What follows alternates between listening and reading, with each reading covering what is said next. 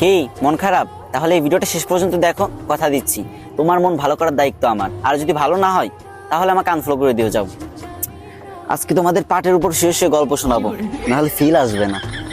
তো ঘটনাটা হয়েছে কি, এক স্বামী বউরে বাজার থেকে একটা লাক্স সাবান কিনে এনে দিল। তো বউ বলল, ওগো এই সাবান কিসের জন্য আনছো? তখন স্বামী মুচকে একটা হাসি দিয়ে বলল, এই তুমি ভুলে গেছো নাকি আজকে না তোমার আর আমার ম্যারেজ ডে?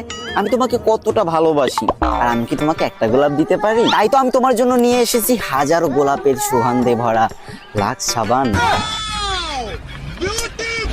তখন বউ মুচকে একটা হাসি দিয়ে বলল, ওগো তুমি আমাকে কতটা ভালোবাসো, রোদ্দুর থেকে কত কষ্ট করে বাসায় আসছো, তুমি বসো না, ঠান্ডা মাথায় বসো, আমি তোমাকে একটা লেবুর শরবত করে দিই। তখন স্বামী বলল আচ্ছা। তারপর বউ শরবত করে আনলো। শরবত খাওয়ার পর স্বামী তো বললো, বউ ও বউ এইটা কিসের শরবত? আমার গলাটা মনে হয়ে চলে গেল।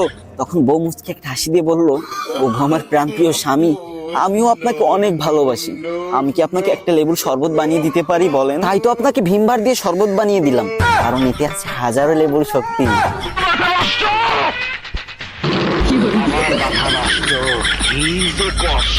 তো গাইস, গল্প বলা শেষ।